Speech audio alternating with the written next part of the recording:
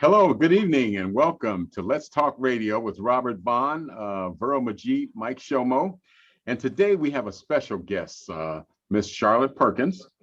Miss Perkins is a candidate for council in the 7th Ward, and we're going to get into her background a little bit, but we just want to thank you for tuning in, and we appreciate you letting us into your homes, and we will be sure that the time we spend will be worthwhile. Well, we'll go ahead and get started. Ms. Perkins is a security professional. She's a former Cleveland police officer, and she started her own security company. So she's kind of like a success story, you know. She kind of teaches what she loved and what she lived and what she learned. You know, she manages and also trains security professionals. So if you need, you know, if you have a lot of money, you need a bodyguard like Vero, maybe you two can hook up and she can, you know, make sure you don't get hurt. She does investigations. She resolves complaints. She's a mediator. You know, if you have an issue, she can certainly come in and help you solve it. She's familiar with local, state, and federal rules and regulations. She has a great ability for safety prevention. And a lot of times, you know, in security, the name of the game is to prevent things from happening. And that's kind of where she focuses. She has excellent communications. From 97 to president, she was president and owner of RCAP Security, LLC. She provides leadership and ensuring the company meets their profitability and growth targets and their security objectives. And she's been in business since 97, so she's obviously doing something right. Because a lot of people must have known a lot of security companies go under in the last 10 or 20 years. She, like I said previously, she was a police officer and a detective. She did routine patrol investigations, interrogations, searches, you know, police department stuff, you know, is what she did. Her education, she's Kent State University criminal justice major, went to Shaw High School. And that's a good thing. The only bad thing is they used to beat us in football, but that's for another show.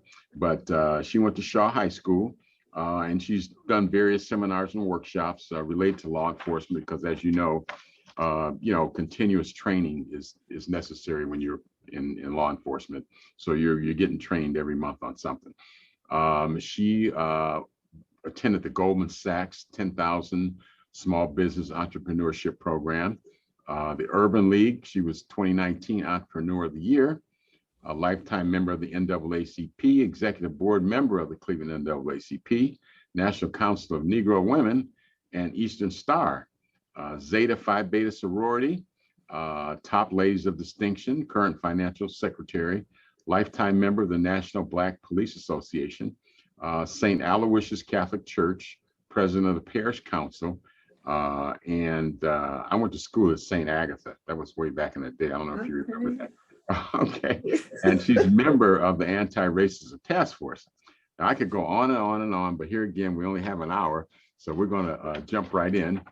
And Charlotte is, like I said, a candidate for city council in Ward 7 in Cleveland, Ohio. Charlotte, just, you know, tell us, why do you want to be a councilwoman? And why did you decide to run now? I want to be councilwoman of Ward 7 because I've lived over here for over 20 years. Okay. Not only do I own property here, I also decided to put my business in Ward. I could have moved my business and I could have lived wherever I wanted to, but I chose Ward 7. My office is located on East 79th and Superior, right on the corner there. Okay. I want Ward 7 to look like some of the West Side wards. Chester looks great, but what about Superior?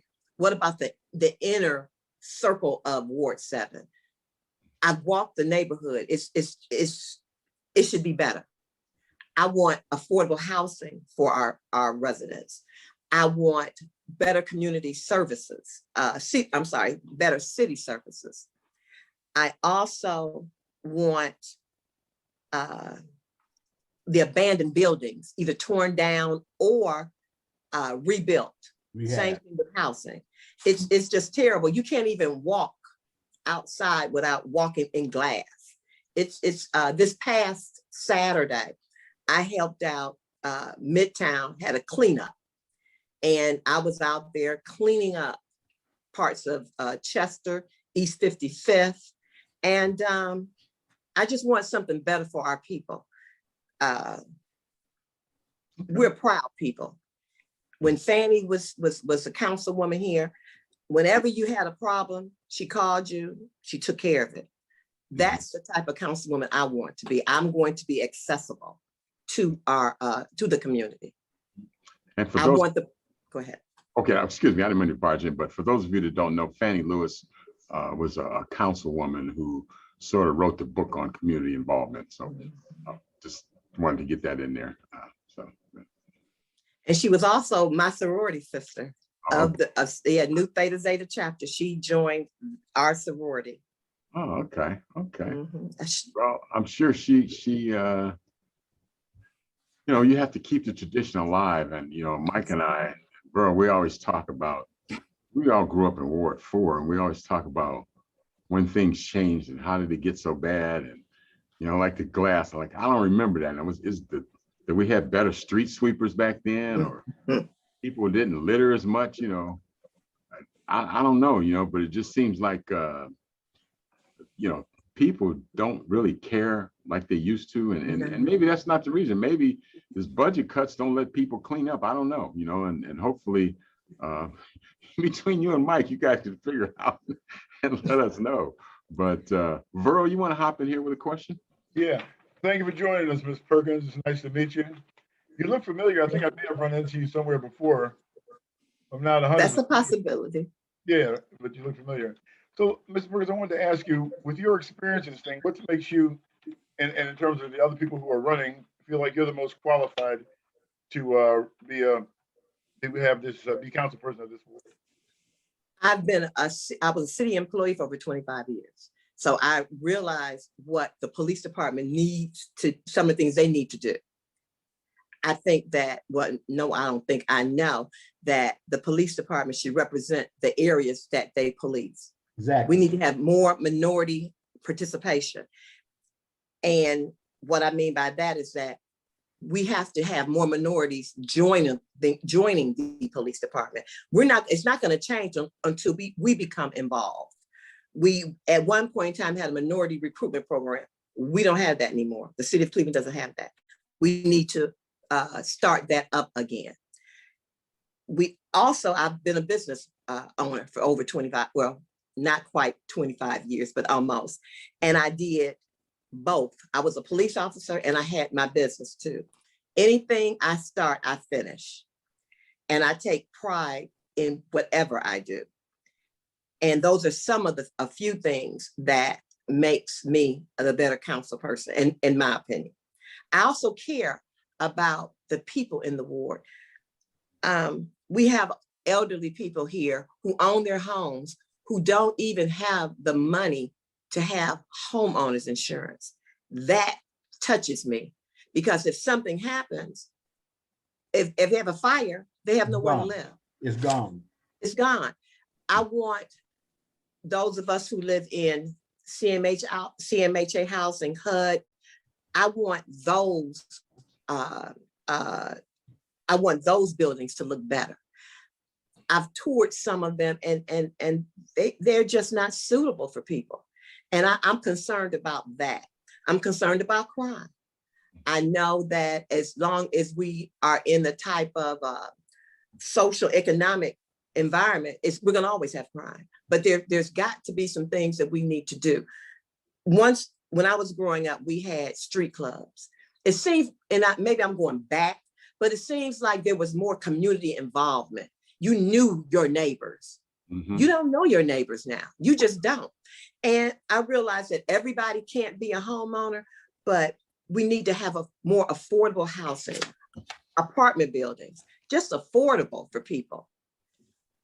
Yeah, I remember street clubs, and if you didn't cut your grass, they'd come down and say, hey, your lawnmower broke, you can use mine, but we got to get that grass cut.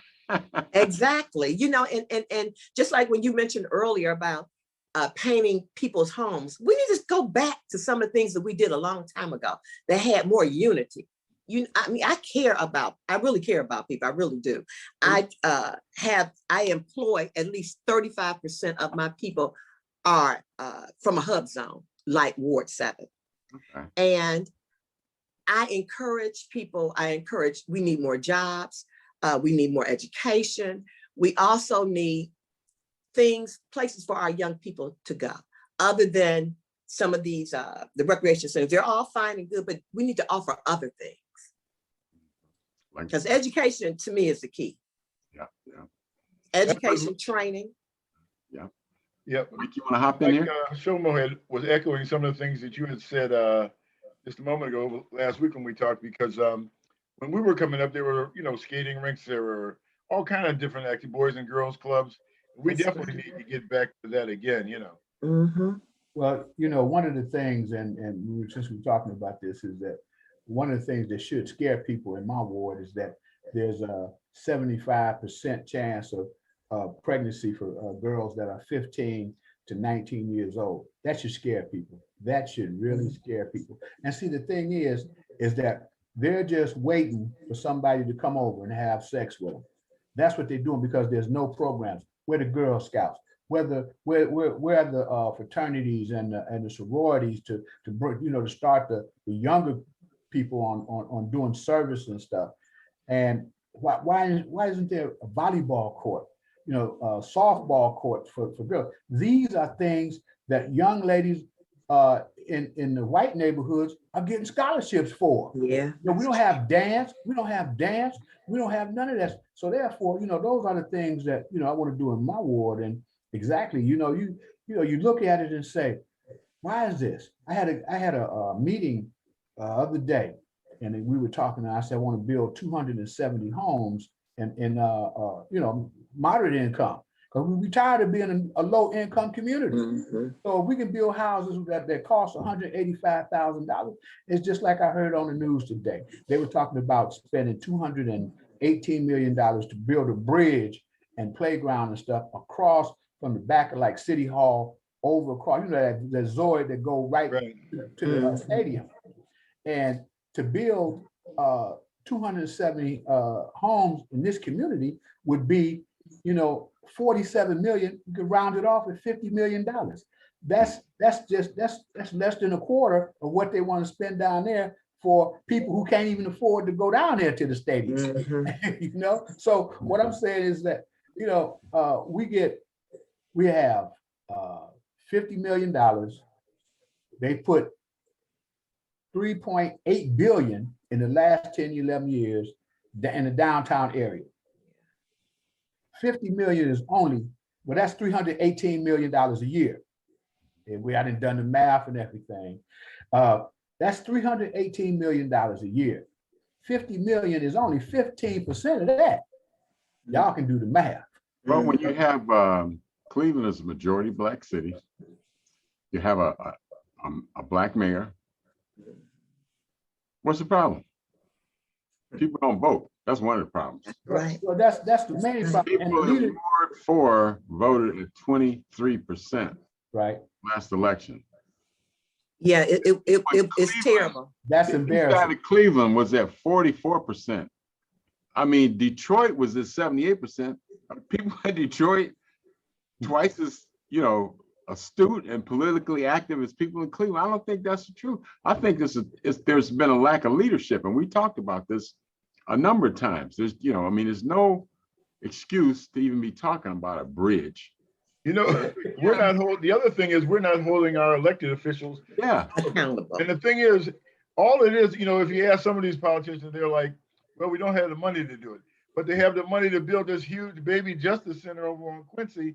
We just got to reallocate those resources, and put them where they belong. We're not trying to play catch up or Charlotte, be proactive instead of reactive. Let Charlotte respond to that if you want. Let me say one thing. I get you, but what he was just talking about, that is the criminal justice center for the juvenile. That's the best looking building in the whole neighborhood. Right. Okay, go ahead.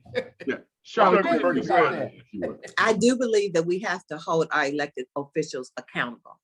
When you went back and talked about voting, there are a little over 15,000 people registered to vote in Ward 7.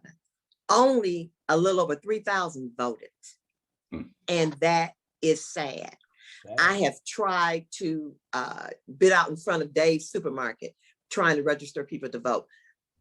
We need to we need to educate our people so that they will know that they have to vote. They have to. They feel that if they vote, it doesn't mean anything, but it does. It does. And as I said before, we have to make our elected officials accountable. Our council people, they need to be held accountable. They go out in the community and they get your votes, and then you don't hear from them anymore. Right. But that's a real thing. That is some of the issues that people have come to me. Like I tell them, look, if you can't find me at home, I'm on East 79th and Superior. I'm there. You can always find me. Yeah, you could always find Fannie Lewis at her house. That's You true. walk up to her house and knock on the door. That's very true. She's not sitting on the porch.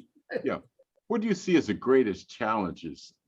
2 or 3 of the greatest challenges to the city, and what specifically would you propose to address them?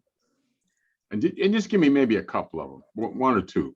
When I see cities, and when I mean city services, okay. Police department needs to get better, EMS, trash pickup. Okay. Our sidewalks need to be redone. I don't know when the last time the sidewalks were done. And those are some of the things that we need to do better. We need to improve upon. I want, when I call for the police, I want the officers to look like me. When I started, they did. And I think that they should represent the community. Right. And that's not happening. Yeah. Okay. Hey, I had an idea, Ms. Perkins, and this is for you too, Mike, since both of you are running for office. What about if we put something in the law or the city charter that in order for a student to get their high school diploma, they had to be registered to vote, voter registration card as well, or some kind of way it's tied into it, so they know that they become part of the process. Then you're gonna get the American civil liberties. You're right. All these other people involved and stuff. Why not though? I mean, but we understand. When we let them go with that diploma, they're getting ready to take on the world. They're going out there to become part of. What it is that somebody said the government classes. That's to educate them why they need to vote. You see, and it has to. It's like each one of y'all. When y'all turned 18, your mother and father said you had to register to vote. That's true. My mother we also took driver's ed in high school. So that's true. I was 16. So when I had my driver's license in, I'm ready to find a job and drive to go to work, So if we're telling them they need to vote, okay, and here's your document, your card, voter registration card, so you can become part of the political process. Why can't we do that? Well, the motivation has to be in the household. Let Charlotte speak for a minute. Go ahead, Charlotte. When I was with the Social Action Committee of the NAACP, every year, except for last year because of COVID, we sponsored something with the board where we would educate I believe it was the 10th and 11th and 12th graders about voting, about government. Right. We would get kids from different some of the suburbs, some private schools, and the Cleveland City schools, and we would meet down at Tri-C.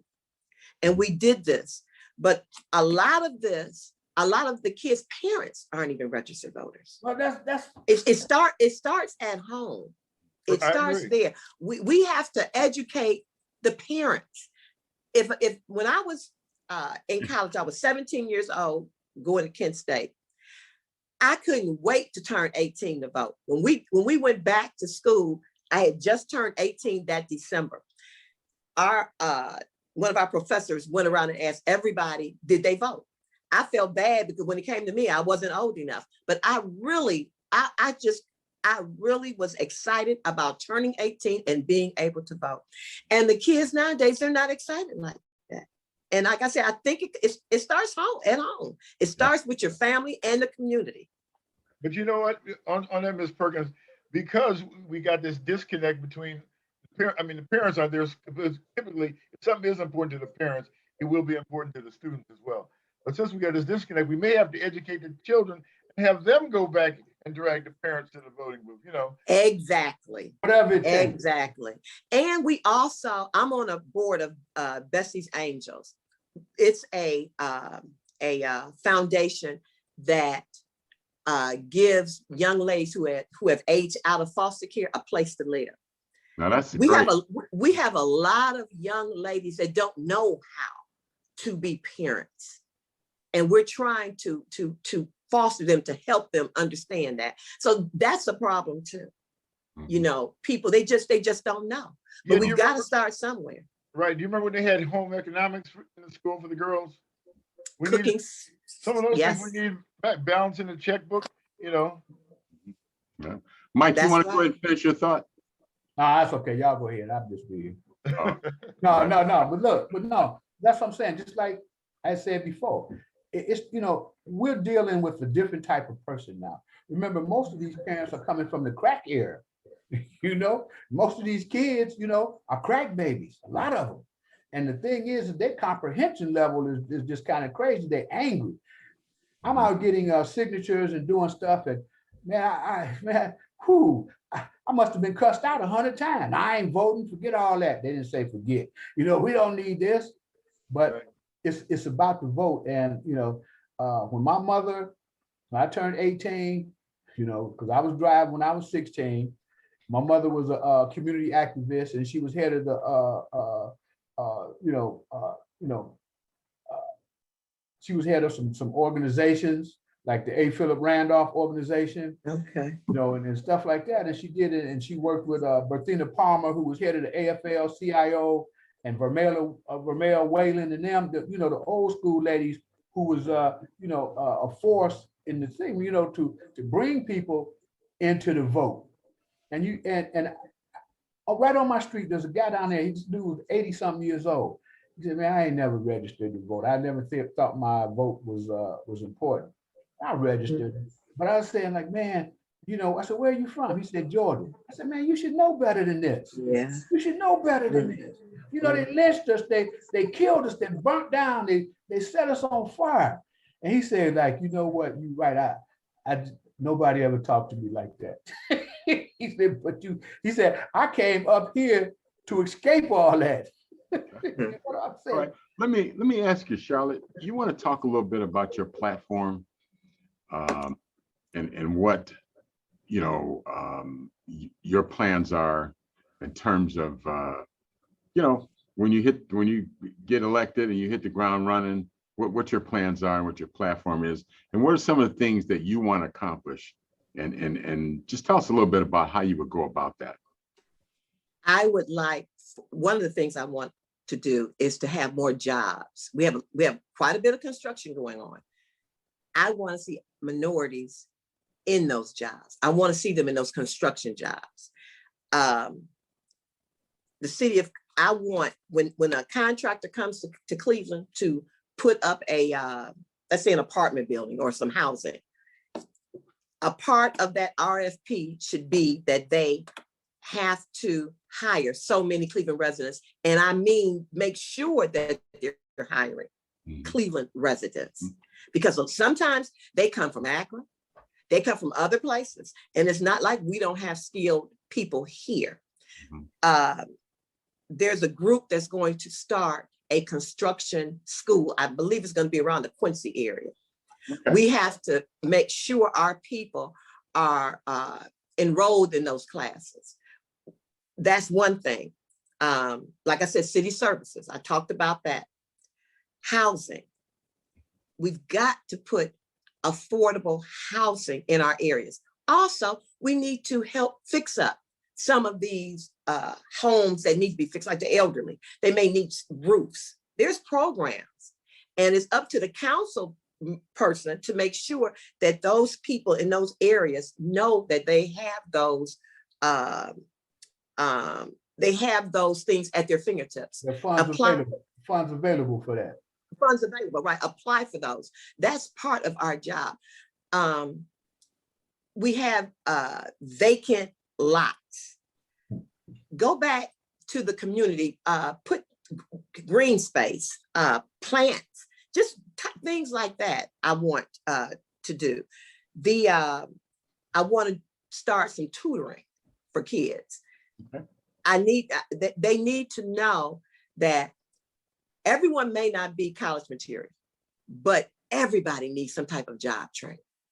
Everybody. You can't live off of the minimum wage. When young people come to my office and they want to put an application in as an unarmed security guard, I try to encourage them, go back to school, get some training, because this job is not going to pay for your rent, for a vehicle and food. It's not going to do that. And I'm very honest about that. Last year, I had some young girls from one of the colleges. They was year before last, because it wasn't last year, but year before last, they followed me. They were doing their, I can't think of right now. Like an internship? Right, it was an internship. And they really enjoyed it because I'm a Black woman, I'm a Black businesswoman. And I'm not saying it was very easy for me to become a businesswoman. I've had obstacles put in my way, but I showed them that if you work hard, you can accomplish something. And I'm a very hard worker. And like I said, I want city services, I want improvement in housing, and I want jobs for the community. And I want our community to look like it does downtown. When they have those guys getting up the trash and everything, why can't that be in all the other wards? Why can't that? The ambassadors. Right. Yeah. Why can't that be everywhere? Right. Okay. You know, I just don't understand why that can't happen. So Mike, what are the answers? Give me some answers. Well, you know, like she was saying, you know, with the leadership, and we have to come together in council. That's what we have a meeting on soon with Charlotte and I.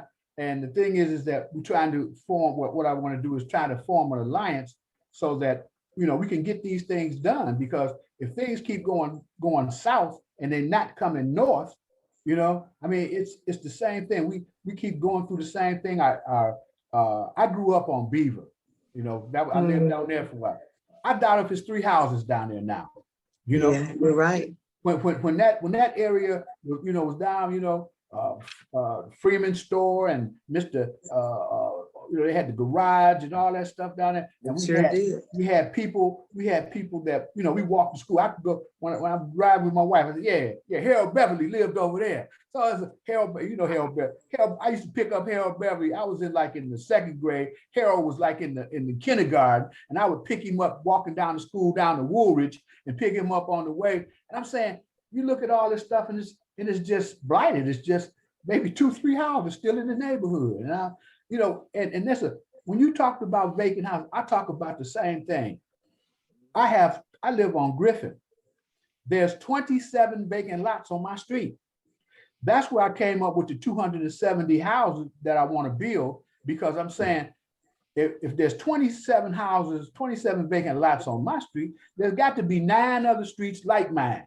So that make 10. So that make 10 times 27 is 270. And somebody said, hey, you can't do that. You know, that's impossible. I said, wait a minute. If you do the math, that's only building 5-6 houses a month. I've seen whole neighborhoods go up in a month. Right, You know? right. And then Well, I think one of the things that is overlooked is that the housing stock, houses have a lifetime. Yes, yeah. I do. You know, Well, see, let me tell you what happened over in the Huff area. Yeah. Let me tell you. See, they a built good these house. houses. Yeah. Mhm. They built good these house. $200,000 houses and $100,000 and $500,000 houses next to a house that's falling apart. Yeah. The But that house house is falling apart, may have been there for over 100 years. And eventually, But can I most of them finish? are going to be torn down. Hey. Robert, let him finish. Let him finish his point. Please, Robert, I'll pay you later. You know, but see, the thing is the houses I want to build would be conducive to the neighbor. It looked good, but if the neighbor next door want, they can get their house and fix their house to look like this, so the neighborhood is not looking mismatched. That everything, Property value, yeah. everything is tight. Okay, go ahead. Okay. Yeah, my point was that the housing stock in Cleveland, a lot of it's very old. A lot of it's over 100 years old. Yeah. Houses don't last forever. And so those houses are going to come down. A lot of them are, 120, 130 years old. And a lot of them are coming down, and they're going to have to come down. So you're going to have a lot of vacant lots. So I think one way you could do it is to kind of be proactive. And a lot of those houses that just, you can put a roof on a house so many times, you can paint a house so many times, and eventually the house has to come down. So I think maybe being proactive, we need some kind of program where they not just replace the houses that are gone, but look at some of the ones that are really, have outlived their life. That's why people abandon houses, because they no longer are worth fixing up. So they abandon. We understand that too. You have to go and replace those houses. Okay, you said that. This is I'd like to get back to Charlotte's point. This is why I said they need to have more affordable housing in those vacant lots. Put up new housing, but it's affordable for the community that's living in that community. Charlotte, can I say this when you finish? Don't put up a house where they can't afford to pay the taxes, pay, the insurance. And you're right. Some houses have outlived. We need to do just like what they did when they tore down all those projects and built up new ones. Those houses had been there forever. And to your point, you're talking about Beaver, Bushnell. You're right. There's very few houses, if any, in that area. Okay, now what I'm saying is that we get to a point where we start filling in is that, yes, Robert, what we can do is that we can look at a house, that house be torn down and another one is immediately built right back up. I'm done. That'd be a good idea, yeah. Okay, all right. When you start to fill in, you can do that. Okay, all right. So where do we go from here? What is it? We got a leadership problem or what? We definitely got a leadership problem. And we got let's hear some solutions. Let's hear some solutions. We know what the problems are. Okay, well, check this out, Robert. I heard today, I was listening to NPR, and they were talking about this opioid problem in the state of Ohio cost the state $70 billion last year. I like the fact that Ms. Perkins is in the law enforcement. She knows firsthand what that means to the community. So the thing is, if we can help address some of those other things so we can use critical money in the areas and in the way it should be used, I think that would be really important. Ms. Perkins? I'm sorry, somebody was calling in. Oh, I'm sorry, no worries. I can condense it. Yeah. But no, I'm just talking about, I heard something on NPR today, talking about the opioid crisis and how that had cost state $70 billion just last year. And if we help address some of those other problems, we can take money which is going for things like that in a kind of reactive way and put it in something positive to help build up Ohio in a positive way, in a proactive way. You have a response to that? My response to that is that there is a drug problem here. And you're right, opiates. It would be nice to take some of that money and do something else, but we're still going to have that problem. Right. We need to do something to come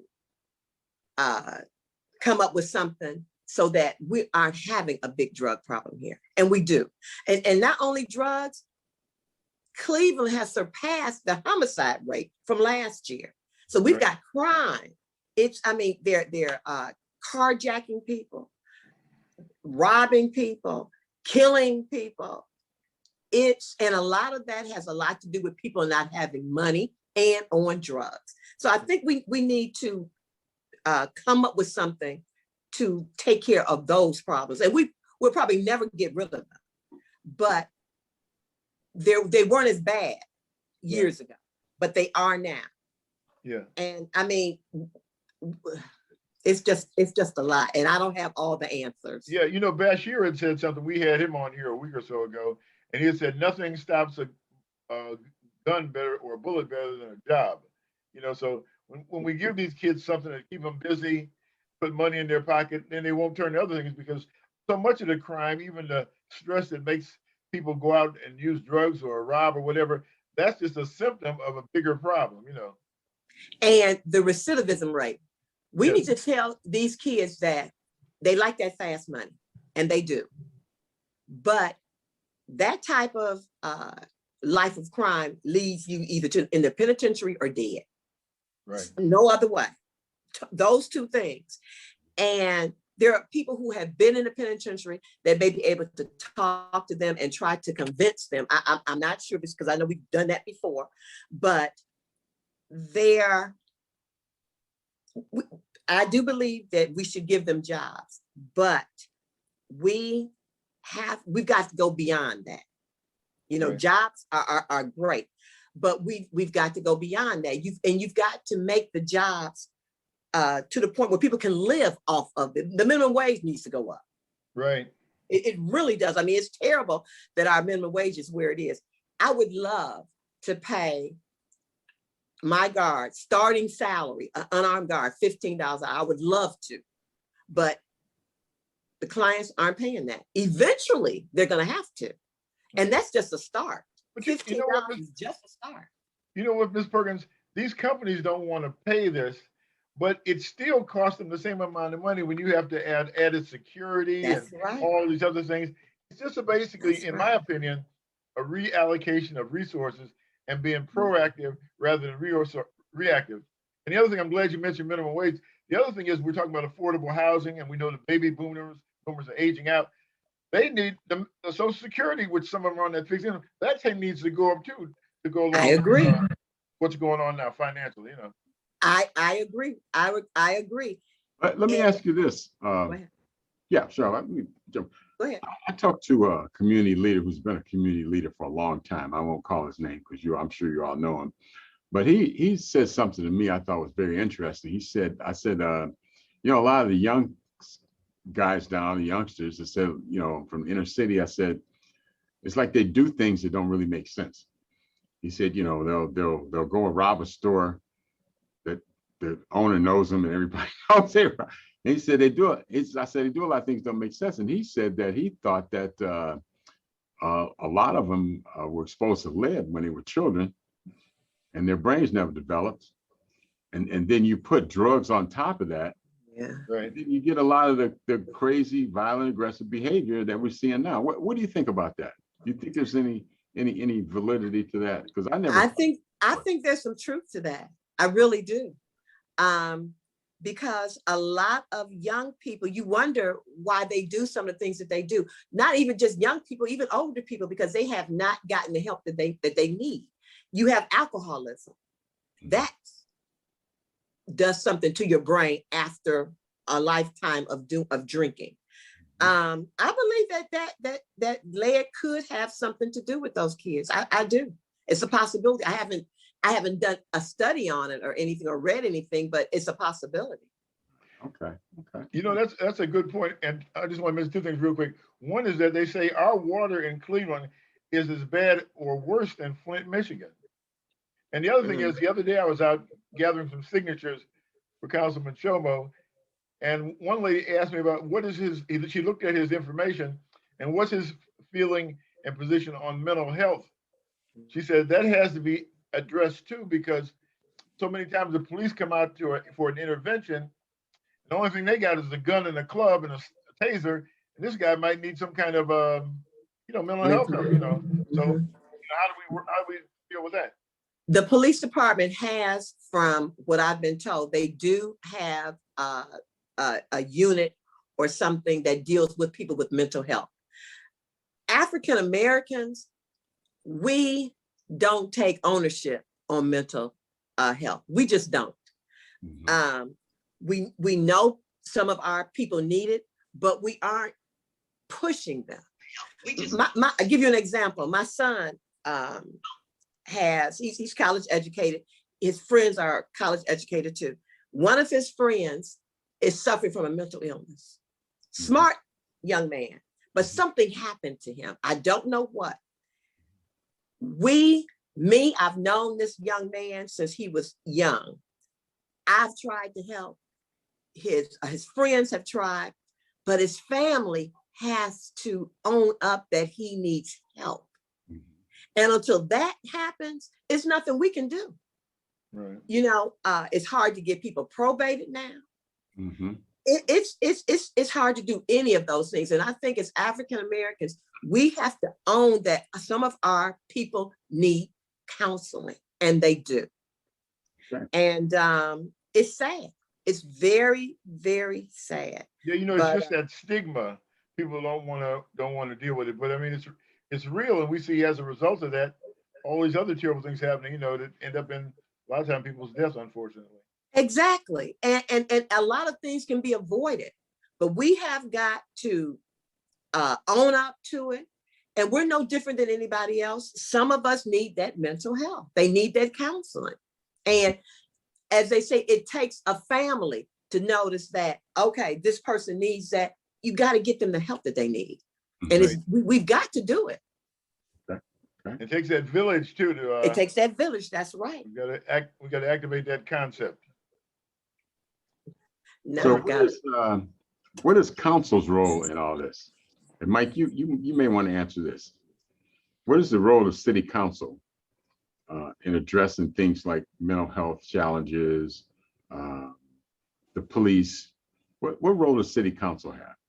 See, we can't ignore it, you know, and that should be up in the forefront because, police brutality, there's a petition going around right now, and I even signed it. And what it's saying is that for brutality, that the police officers should be held accountable. When they gave it to me, I kind of like, they should be held. I mean, that's a moot question, but it's a question that we have to put to people because if something happens, who's accountable for this? If somebody even gets shot by accident, it's like, oh, well, they got shot by accident. Or, if it's like, okay, then, well, they wasn't guilty of what it is, but here's a person that's dead and, nobody's gonna, because you don't even hear them come out and say, well, we're sorry, this happened.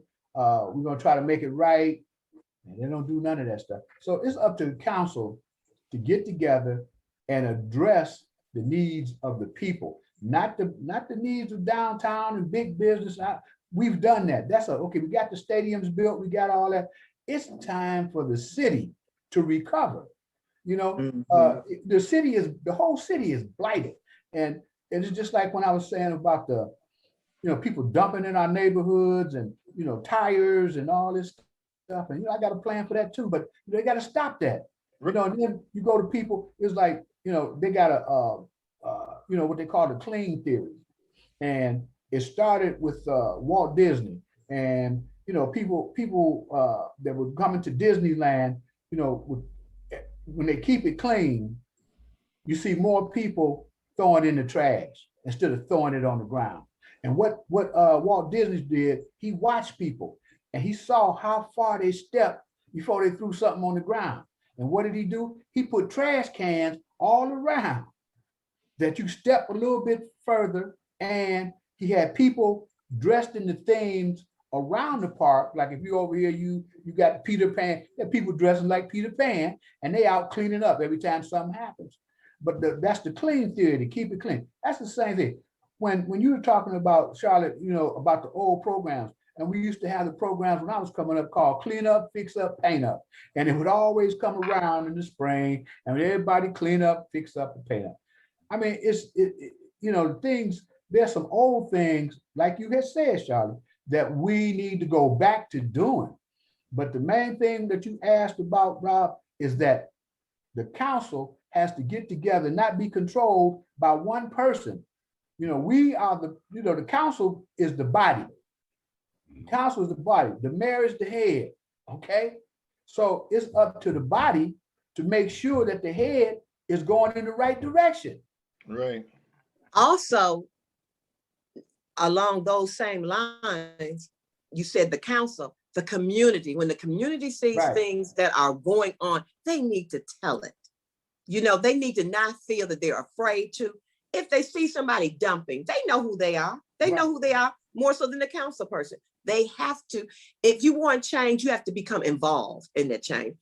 And we have to let our community know that, yes, you can file that complaint, but you have to see it through. And they have to understand that they need to know that they can come to a place and they can get, like I said, they can leave their complaint, they can tell on a person, whatever. But we have to start. The community has to start doing things. We have to come together. As they say, you see something, you tell it. And that's what we have to do. Okay. Yeah, that's right. There's no reason our community shouldn't look like Lakewood or some of those other areas. Exactly. You know, it's just that we're on the same dirt. So I mean, it's just a matter of it being important to us, and you know, Right. And, like you say, following it through. right. And I don't even know if they still have the summer jobs. I guess they do. It's just not like it used to be when I was growing up. Let me tell you something. When I was a kid, I used to litter. One summer I had a job. I had to clean up these parks and everything. After that, I never threw anything else on the ground. I just didn't. Right. And I think a lot of that comes from you actually doing it yourself and saying, oh no, I can't do that. I can't do that. You know, it's just like, I worked in a nursing home when I was in high school. I didn't like the way they were being treated, you know, and you have to visit.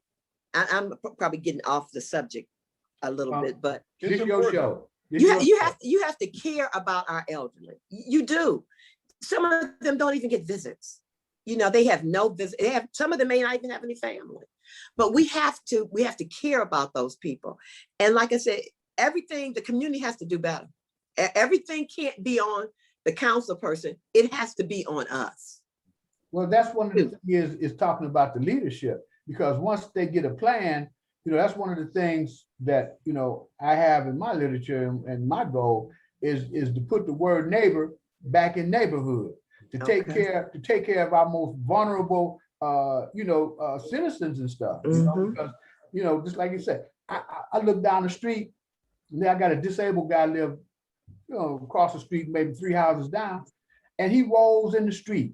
Why is he rolling in the street? Because the sidewalk was so wet. You see parents pushing their kids in the strollers and stuff in the street. And why are they doing that? The sidewalks are bad. And nobody reports it, like Mr. Perkins was saying, you know. But does council have discretionary money to fix sidewalks? How does that work exactly? I believe some of that comes from the county. Right. Because some areas some streets are owned by the county. But if you remember, once upon a time, the sidewalks were being fixed everywhere. Right. Right. I have not seen a sidewalk fixed in a very long time. That was were those block grant funds? Because I believe they were. I believe they were. Sign Councilman Mike Shomo is fixing the sidewalk for you. Right. So vote for him next time. I got a question for both council candidates. What about if they started, the people who got elected as the future council person, if they gave them like a sheet to fill out, like a report card kind of, in terms of the things in your ward that need to be done, and then come back and look at it after 90 days, 180 days, a year, and see how much of what you said is going to be being done, you know. I agree with that. And then they can have like a competition, you know, who's making the most progress in that ward. I agree with that. Do you know what that is? Whatever campaign promises we made, we need to be held accountable to make sure that we have done them or started. I agree with that. They got that accountability. It's accountability. Right. They got that already. We need to see it, and it needs to be made public. Put it in the call post, put it in the plain dealer, you know, put it online so people can see that people are doing what they, you know, the things that they voted for are getting done. It's called each council person can do that. I mean, that would be something that if I say I'm going to do this, then I'm going to have a plan. And I want to be graded on what I've done or what I haven't done. I see nothing wrong with that. Not at all. That's called a ballot, but people don't vote. They Well, don't vote like the that. ballot is the first step, Robert. But then this is the what follows the ballot, Mhm. page 2 maybe or something, I had a guy, After the election. People. yeah, There we go. I had a guy ask me, before he signed my petition, he said, so, what if you get in and you don't do that? I said, then you vote me out. If I don't do my job, Right. hey, I know if I did my job or not, because if I don't do my job, if I can't do my job, I wouldn't run again, no way. Well, this is why we have community meetings Yeah, where the community comes and they do their griping, but again, you have to make us accountable too. You have to, the community has to do that. right. Okay. Well, we got about 10 minutes left. You and Mike are very good chance you'll be in the leadership positions very soon.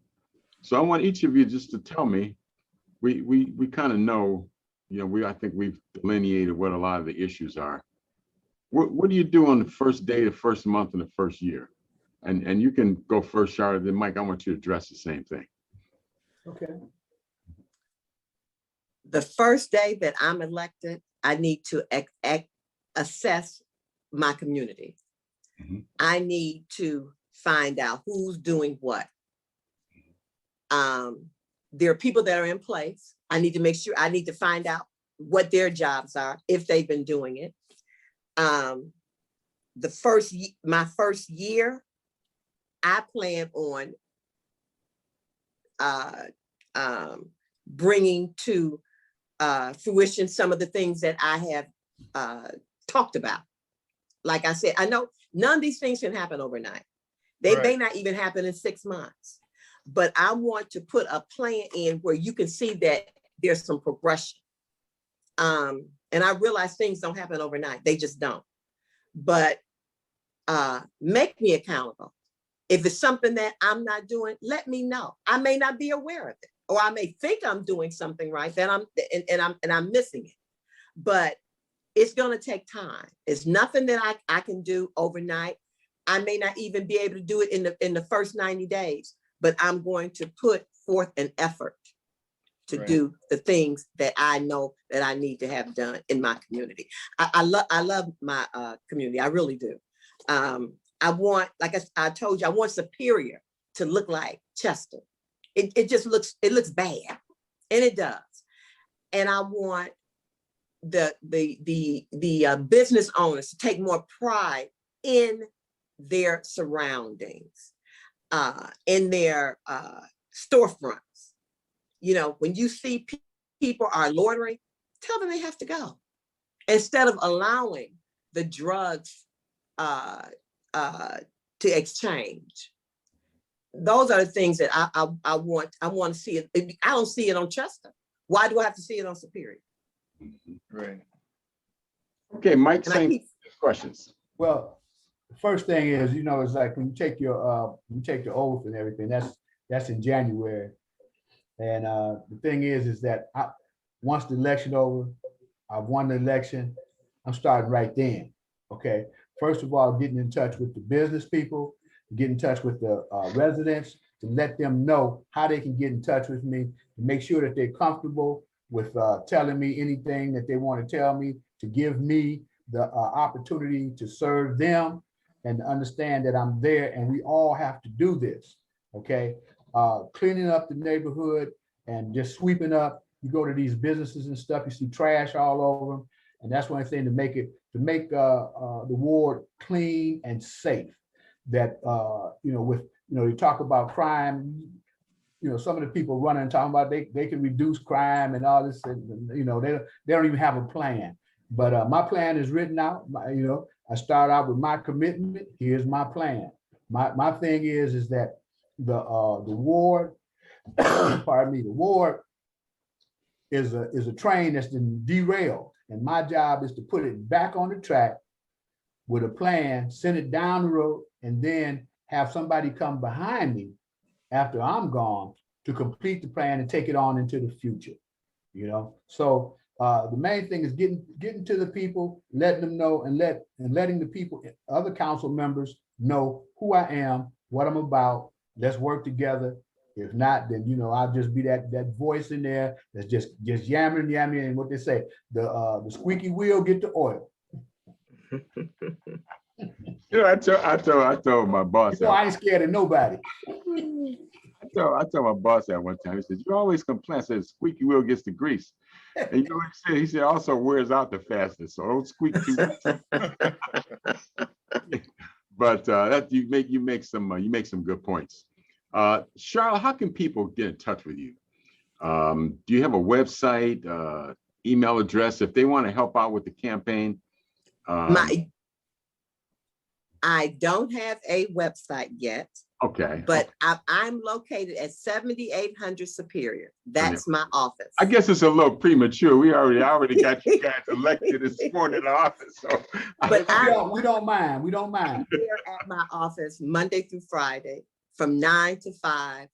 And sometimes I'm there on Saturdays and Sundays, but that's where you can find me at 7800 Superior on the second floor, across from the old East High, which is now the Board of Education, and up above the restaurant, Dion's. Everybody knows where Dion's is. Okay. Is that where Vices used to be? Yes, that's where Vices used to be. Okay. Exactly. Now, Hey, I would imagine that's kind of strange. A police person is invited. And I bought the building. I do own it outright. Okay. Oh, beautiful. So, okay. And I'm happy that I'm able to have 2 other African-American businesses in my building. There we go. Okay. Yeah. Now, what I hear you and Mike saying that you guys are gonna work together. And yes. It'll be glad to see. I mean, it'd be good to see a little more cooperation, just from what I've seen in council. And so, Mike, how can people get in touch with you? Because if I want to find Charlotte, maybe I can just call you and say, "Hey, well, where's Mike?" You know. The website is, you know, it's being built also. You know, I'm getting the components and stuff together now. So, you know, one of the things is, you know, we just got the petitions in today. So now it's time to, when they look at my petitions and tell me that it's good, then, you know, I'm off and running then, you know. So they will, you know, they'll hear from me in the future, next couple of weeks, and, you know, I'll have a card coming out that will be mailed to them, the people in the ward. And maybe we can even have you on the show, and we'll have Charlotte ask you some questions. How would that go? All right. I do have postcards out, though. I do have, matter of fact, I posted them on my Facebook page and haven't done my Instagram yet, but I do have postcards. Okay. Well, I think that would be a good idea, because then you could kind of sit in a different seat and she could sit in a different seat, and we'll see if the answers are still the So same. I'll be down here and Right. No, she'll be interviewing you, and you'll be. You know what? That would be a good idea. If we are elected, that would be good to have us back on the show. Oh yeah, for sure. Yes. Okay. And to ask us in 6 months, what have you done? There we go. Okay. All right. Verl, any closing thoughts?